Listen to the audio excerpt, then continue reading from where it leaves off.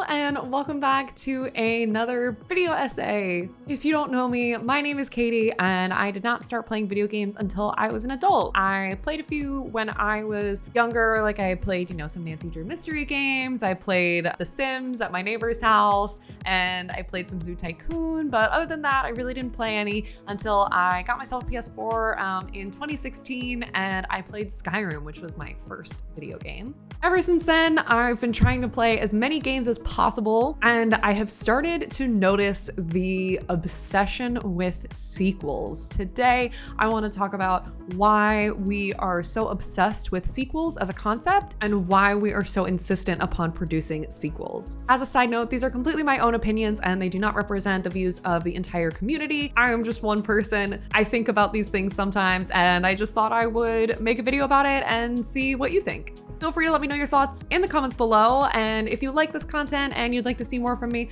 make sure you are subscribed and hit that notification bell so that way you always know whenever I've uploaded a video. I also do things like first time playthroughs on this channel and some fun videos as well occasionally, like Ask Me Anything, vlogs, stuff like that. And if you'd like to chat more about this concept and get to know some other folks, we do have a Discord, link is in the description below. But let's go ahead and get into the spice. Especially these days, we really live in a time where people have become really familiar with having instant access to people like creators, writers, developers, and having absolute instant access to them through social media. And they've become extremely familiar with the concept of bullying these people until they get the said outcome that they want in various different media sources. Whether it's people harassing television writers to make their preferred pairing endgame, or to remove a plot point from a sequel of a film, because we live in a world where we have such direct access to people, we can just tweet at them. It makes it really easy for a small group of people to make a really big impact. I think about this a lot in terms of consumer demand and just behaviors that you'll see of people, fans demanding that something happens in the next installment of whatever piece of media they're interested in. Again, whether it's pushing an agenda. I remember back in the days when Gossip Girl was on the air in the CW, and I know that this has actually happened with Hannibal as well, but I remember back when Gossip Girl was on the air and people were actively sending hundreds of letters to the writers and producers of Gossip Girl to argue for and against Chuck and Blair becoming Endgame in the show. Now, obviously, they did end up becoming Endgame, and a lot of other things ended up happening at the ending of Gossip Girl, but fans were very, very vocal and loud about whether they thought the showrunners were taking it in a direction that they liked. Obviously, when it comes to sequels, the big reason that any business is going to do anything is profit. So of course, if a game does really, really well and is super successful, you want to piggyback off of that success. You want to try and recreate it. You want to kind of do the lightning in a bottle thing twice. And you want to follow it up with everything that worked and what made the first installment so good, and maybe adding some other things into it to make it even more enticing and to get people to want a third. And sometimes you get great outcomes with that. I think a lot about Bayonetta 2, how fun that game is. I think about Mass Effect 2, how incredible that sequel was. And the Mass Effect trilogy as a whole was really well done for the most part, in my opinion. I've not played the Dragon Age series yet. I am working on playing it this year, but I know that people have said really great things about the Dragon Age series and how that was handled. And then you also have games like Dishonored and Dishonored 2, where Dishonored 2, follows up on the things that people liked about Dishonored, but gives you a fresh perspective, gives you a slightly different storyline, and brings in new elements to the game.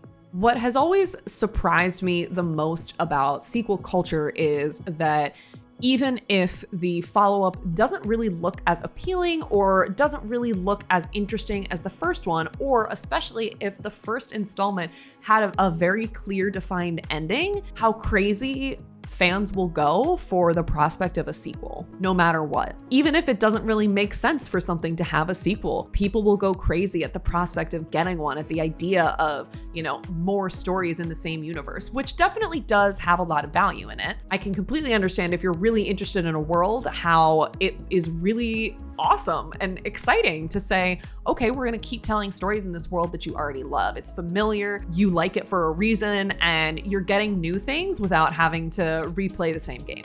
But it is interesting how quickly I typically see online people jump on the bandwagon of we're getting a new version of X or we're getting a direct sequel to X when there really might not be story reasons for a sequel to exist. What's really interesting to me about sequel culture, or third game culture or follow-up or whatever you want to call it, what's really most interesting to me is that even if the follow-up piece of media is objectively not liked by a decent amount of the fan base, it could still be followed up with another installment and you yet again see the same culture of, oh my God, we're getting another one, I'm so excited, I can't wait to play this is gonna be amazing. And it always makes me think about and have a lot of questions about, maybe why our brains are wired like this, or where the excitement comes from. If the previous installment had already disappointed you, what is it about the next one that is getting you really excited? Now, of course, obviously, I'm not here to try and dampen anybody's experience or say that you shouldn't be excited about things that just look cool and you can't just like things for liking them. That's human nature. It's obviously a very okay thing to do, but especially when the storyline has run out and there keep just being more and more installments, I always wonder how our brains are wired to just want the new and shiny thing anyways, regardless of even if the last game was generally not liked. And I think about this a lot with Bayonetta 3 and how the reception of it was generally pretty poor. And then when it was followed up with Bayonetta Origins, how very quickly everybody was so excited about Bayonetta Origins and to learn about Cereza's origins and all of that. And of course, obviously, the game looks really cute, I can't lie. You already know my thoughts on future Bayonetta games if you have watched my Bayonetta essay. I will link it up here.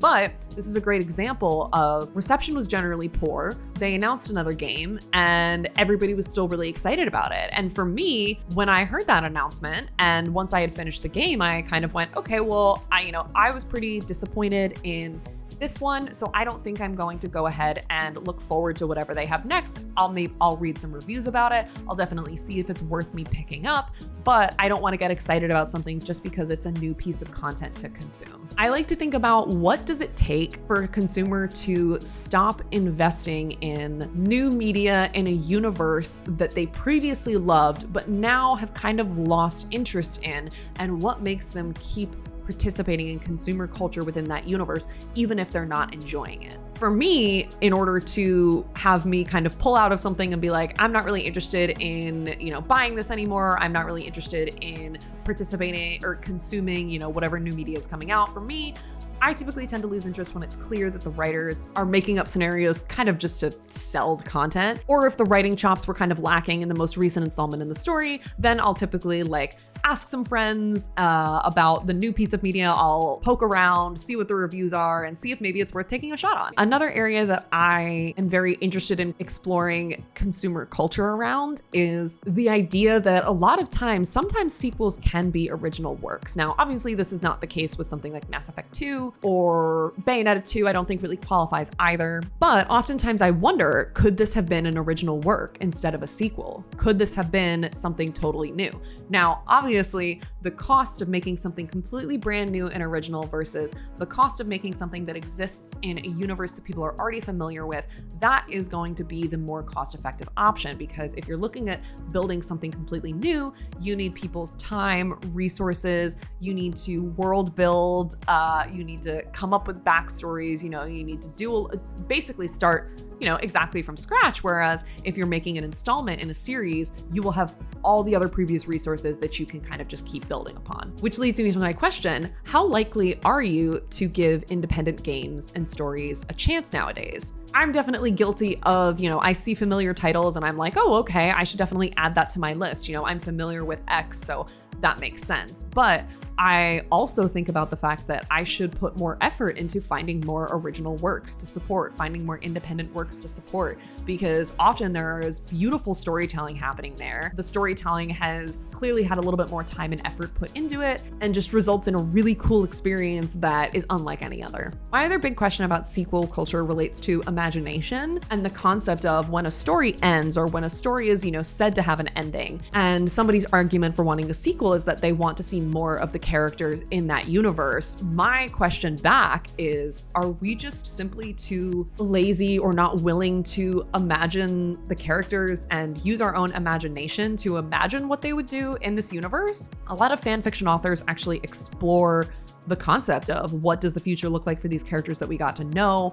What do their world interactions look like? And, obviously not everybody's participating in fan fiction culture, but there is, free media that is available to you if you want to dig more into what could potentially these characters look like. Also the question of, do you consider it more work to read something like a fan fiction than to purchase and put in, 70 plus hours in a sequel game that may or may not leave you with a good feeling? I think this is ultimately less of a, here is my hard and fast opinion on sequels, and more of a, I have a lot of questions for people that are really big into sequel culture or, any make more of the same game within the same world, follow-up media culture, if that's a thing. I want to know more about what entices you about sequels. Have you ever played a game and thought, okay, yeah, I could end on that one? A good example for me of that would be actually Horizon Zero Dawn, where I finished Horizon Zero Dawn and I was honestly a little bit annoyed that they added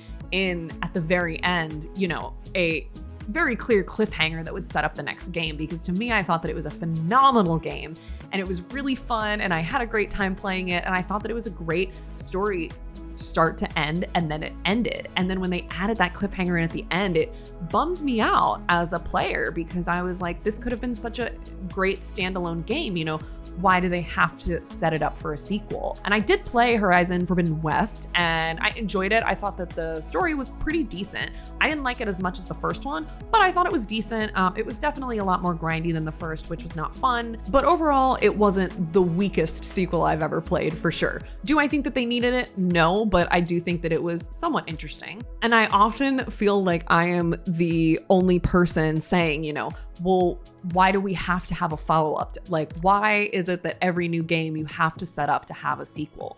Why can't we just reward innovative storytelling and new stories and making something different and making something original versus always having games need a sequel? It's why you'll often hear me say that I'm very skeptical of sequels, that I don't expect sequels to be good, because typically I go in with the mindset of it is purely set up for a cash grab. There was not any real, heart put into a sequel. I have been proven wrong on this many times, but I would rather have my expectations be lower and not be disappointed, as opposed to having them be really high and be really excited for the sequel only to be disappointed. I feel like I have had too many instances of that happening where then I was really sad. And it just always makes me really curious, especially, when games announcements happen and, you'll see all of Twitter getting really excited about something. And I never want to rain on anybody's parade and make anybody not excited about things. But sometimes, I'll see an announcement and I'll be like, oh man, okay, they're making a sequel. Fine. And then I'll go online and it's I feel like I'm having a totally different experience. And I find the community fascination with sequels and follow-ups and more of the same thing really, really fascinating. So I would love to hear from you. What gets you excited about sequels? Are you a fan of sequels? Do you go into most new games expecting that it's going to be the first in a series? Or do you go in expecting that it's going to be a one and done story? Have you had experiences where you've been really excited for a sequel and then it's really let you down? Are you still participating in buying more of the games after you've been disappointed by other title installments before? And if so, what keeps you going? What keeps you really interested in that series and, wanting to continue to participate in it? I would love to hear from you. So please let me know your thoughts in the comments below. This is a little bit of a shorter video, a little bit more of an open conversation topic, but I hope that you found it interesting and I can't wait to hear what you have to say.